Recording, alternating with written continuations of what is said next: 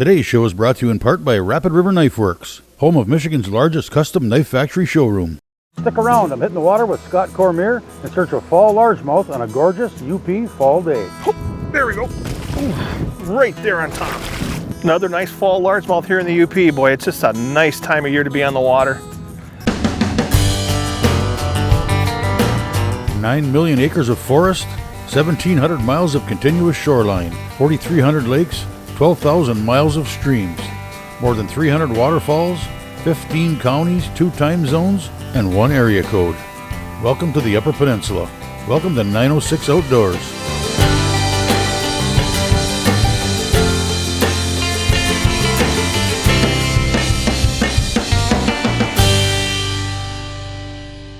"906 Outdoors" is brought to you by Cooking Wild Seasonings. Make it fresh, make it yours. UP weather in the fall can range from cold and snowy to warm and sunny. I joined up with Scott Cormier for some fall largemouth on about as beautiful a fall day as you could ask for.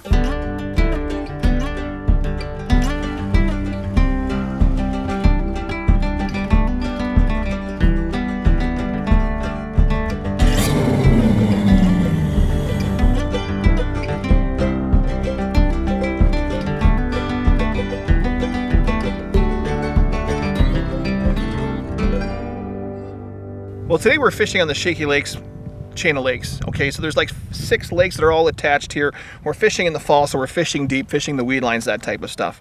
Now, it's a great spot to come in the spring when the crappies are up shallow, the bluegills are up spawning, and the bass are up shallow. Obviously, some of the techniques that we're using today can be used very well in the spring and even in the summer. So those deeper weed lines, some of the baits that are covering water, jigs around the trees and around the shallow water vegetation. But truthfully, throwing a frog, I mean, there's a lot of nice ways that you can catch fish on this body of water, and there's a lot of stuff for everybody. First one. Actually up on that shallow flat.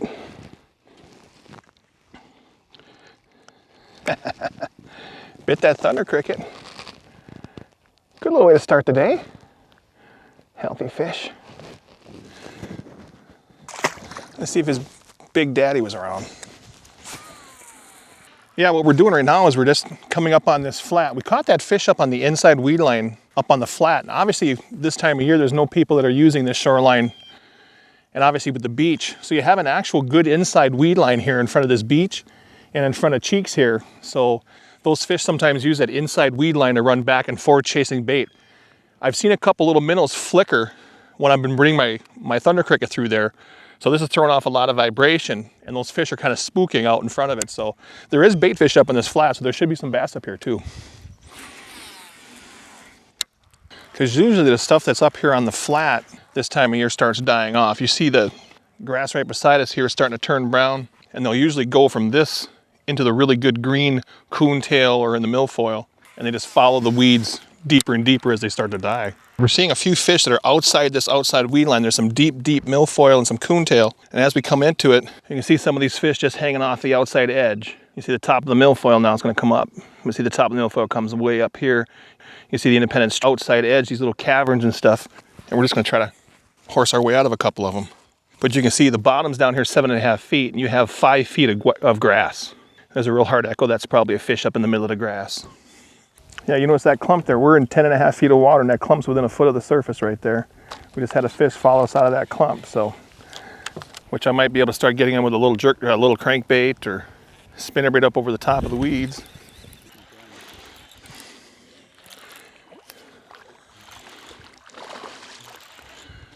There's a nice one.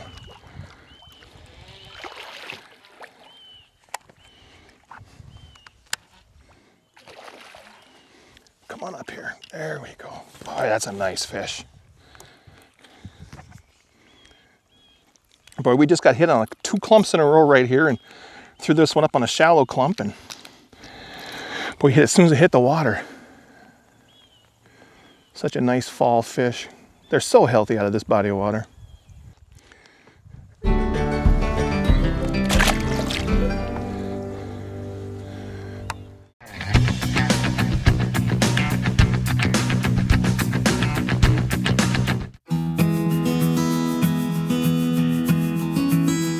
It's going to be tying on a big 1/2 ounce Strike King structure jig. I'm fishing with braid right now. You see I've colored the actual end of the braid black. We're gonna do a double Palomar. So that way you have one of the strongest knots out there, especially with braided line. Especially in a clear lake like today, I always like to color the ends of the super line black. This is actually a line paint. It's called permaline. They call it a braid paint. Keep the line tight. And you're actually just gonna take it and run it right up and down the braid. And what it does, it darkens up that braid. When you put the braided line down inside all that grass, the fish can't really see it this way. Even though your braided line sometimes is either dark gray or green, over time it starts losing some of that color. And what this braid paint does is it actually makes it very hard for the fish to see the line. Magic marker does work, but it's not paint based. So what happens with a black magic marker or a Sharpie is it will actually just bleach out after a while. This stuff will not bleach. The nice thing about braided line is it'll last you all season if you take care of it. And just let it sit out in the sun for a couple minutes and let it dry real quick, and it'll last you until it breaks off. I'm gonna be pegging my sinker because we're fishing in the real weeds, real thick weeds. I use these T-stops. It's actually a rubber nail. You stick them in the tungsten weight, and you grab it with a pair of pliers, and you pull real hard, and it seats it inside there. So then you take your clippers, clip it close. Same thing on the bottom, make sure your line's out of the way so you don't clip the line. So that way now it's pegged, so you can actually pull it tight down to the lure. What I'll be using out here today is this is actually going to be a rage bug. This is the Magnum rage bug. It's a lot bigger, but it's a very good bluegill imitator and also truthfully a crayfish imitator down the bottom. So we're going to just Texas rig this, find the center of it, come out through the bottom, give it a twist. So you want the hook to come out right in the middle here, so you want to measure it up so it hangs straight on the hook. What I'll do now is I'll just pull it up a little bit and just bury the point of the hook in there so it's weedless. And then bring this down nice and tight, nice compact package. Just flip that right in the weeds, we'll see what happens.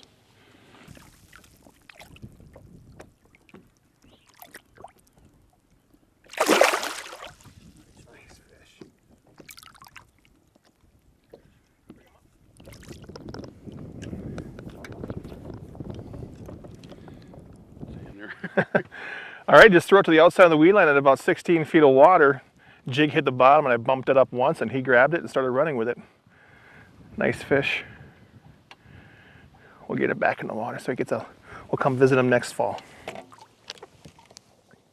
We actually have a chain of lakes here, and what you have is a big pond back here, but then there's a big feeder river that goes up there, and that feeder river gets a lot of fish in the summer. They get up in the oxygenated water. Obviously in the fall they want to pull down and get into the main basin and follow the bait fish back out in the lake. So they'll funnel out through between these 2 points and they'll get up on these saddles here. So hopefully we should find a school on the end of this point. Right just on the inside edge of that weed line, as soon as it comes up from 11 to 8.5 feet.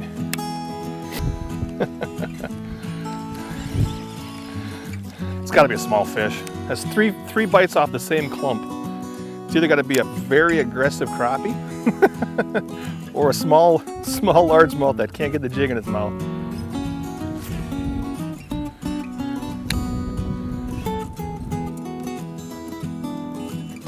Oh God.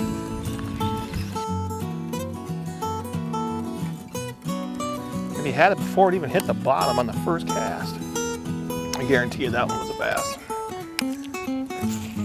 Well, to get big, they got to get small, right? But that's the nice thing about this lake. I mean, we've caught 3 different year classes already. You know, cute little 12-incher, but very healthy fish. He liked that thunder cricket. That's a cute little guy. We'll get him back in so he can grow back up. So this rod is actually one of my jig rods, but you see it's very, very stiff, very fast tip.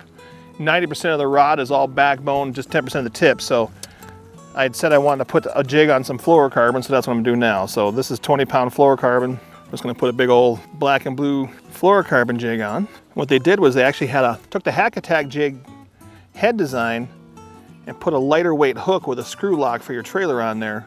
So nice compact jig for throwing on fluorocarbon line. And we'll get a trailer here You want to go right down the center of the belly and push up till it starts to get on that screw lock, and you just screw it on. So that way it just holds the plastic up better over how many fish you catch.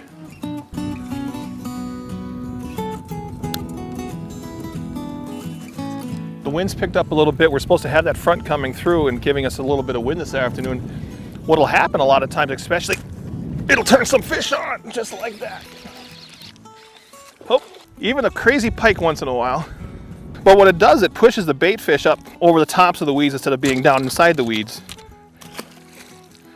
Even pike got eat.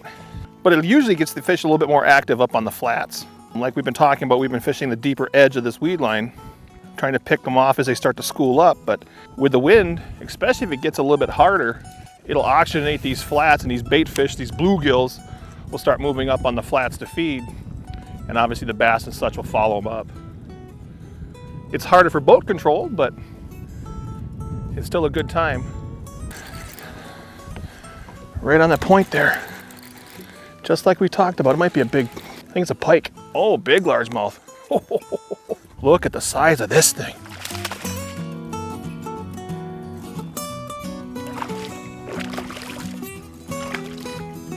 She's not hooked very well.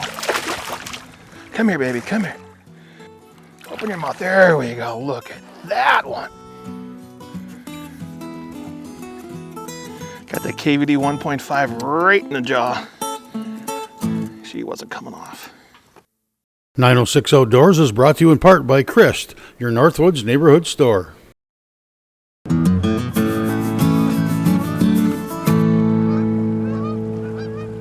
What we're doing now is we're putting a trailer on a jig, so I just took and I bit the top two segments of it off.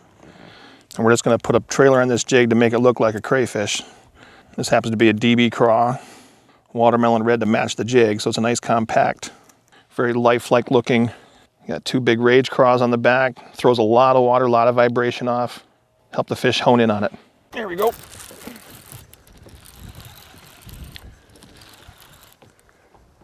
It's another pike.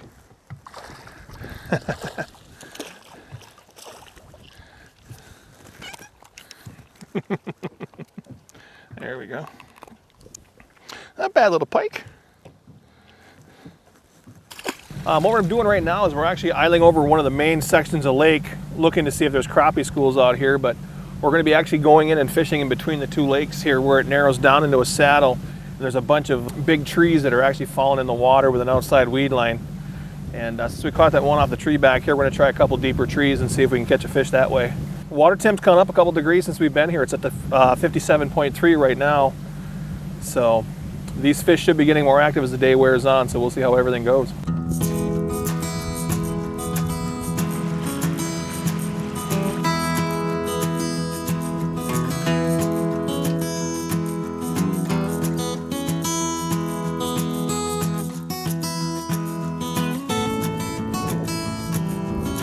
Can't believe nobody's just tucked right here.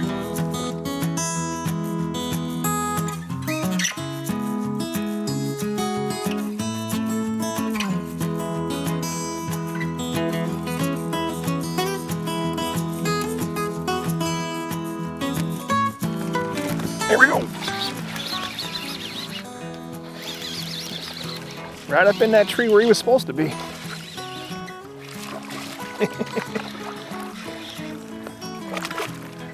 That one read the book. Just threw it up on that tree.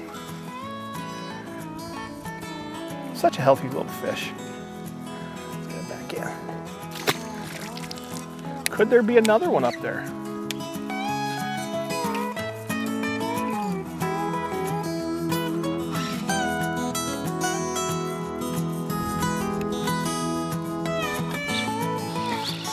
There's a full-grown one right there.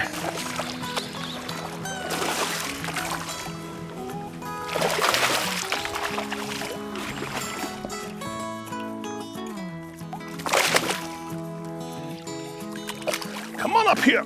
Oh yeah, that's a good one, huh? Just what we've been looking for all afternoon.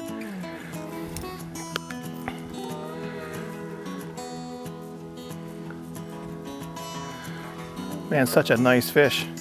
Buried himself up inside that tree. don't know if you saw, but that was like the 6th cast up in there from all the different angles that we could throw. And he was all the way tucked up in the real thickest part of the tree, so.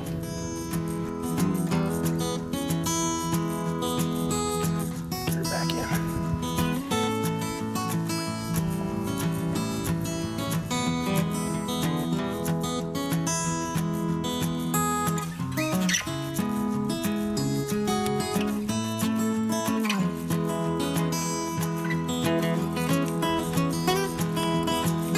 There he is. That was classic. We saw that fish actually eat a minnow. I threw that jig up in there and he hit it right away. Yeah, he showed himself and we caught him right away. Let's see if he's got a bigger one in there with him.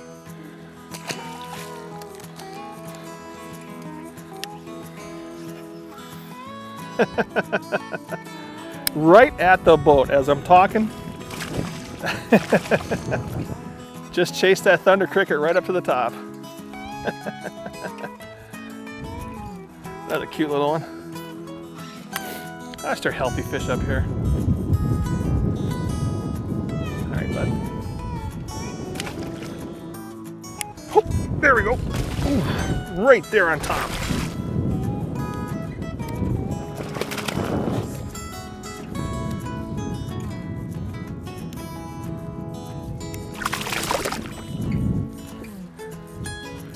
Another nice fish. Another nice fall largemouth here in the UP. Boy, it's just a nice time of year to be on the water. Only boat out here today for a while. Chunky fall, northern Michigan largemouth. Man, the UP has got some great little lakes like this up here. Man, enjoy it this time of year. Get on the water.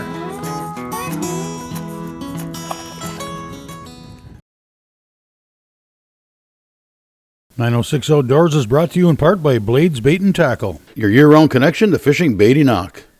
I'll tell you what, we had a great day on the water today fishing here in the beautiful UP. Fall time is before the lake's actually turned over, so it's actually about 53 degrees top to, almost top to bottom, so it's before turnover. And usually when turnover happens, these fish really ball up and school up late. And right now they're still scattered around, and you saw that by all the different tackle that we could use and all the different things that we did. So we started off the morning up real shallow, and I was throwing a vibrating jig. This is a Thunder Cricket by Strike King. Just a big vibrating jig. You saw us catch a few fish on that here late too. After the sun came up and the wind was blowing up on the flats, that's always a good lure for shallow, covers a lot of water. Same thing with a KVD 1.5 crankbait. Just covers a lot of water, runs 3 to 5 feet deep with 20-pound test was what I'm throwing it on. It's ticking the top of those reeds and the weeds, and actually you just rip it out and the fish will hit it on the paws. Great lure for covering water. And then when we slowed down and I was pitching in front of the boat, most of the fish I caught today were caught on a rage bug. This is the Magnum bug, Texas rigged, big 5-aught hook on it, and we were just pitching it around to all the big grass clumps in the 8 to 10 foot of water area. And we were alternating that with a big hack attack jig. One was looking more like a crayfish, this is looking more like a bluegill. This is the fluorocarbon model, so it's actually got a thinner hook. We were throwing that offshore in that 16 to 18 foot range, trying to get some of those deeper fish to bite. And then when you saw us go shallow, we went to the structure jig with a rage bug trailer, and I was flipping at all those trees. This happens to be a 1/2 ounce watermelon red with a Falcon Lake craw trailer, my favorite color. But it's a great thing that looks a lot like a bluegill or a big crayfish running around. So those are the big ticket items today. The jig trailers we were using, just trying to match the hatch and try to get everything done.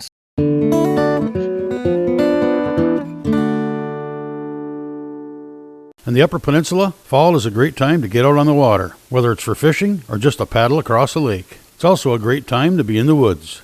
Here's a reminder of why.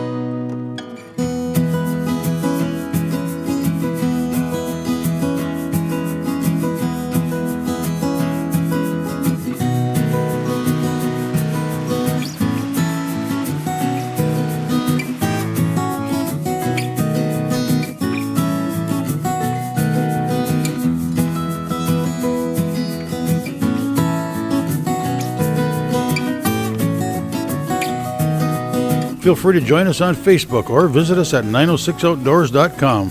And while you're there, be sure to sign up to get on the 906 Outdoors email list. We'll send you an occasional email with tips, recipes, and more. You'll also be eligible for giveaways just for being on the list. Thanks for watching, and we invite you to join us next week for another adventure right here on 906 Outdoors.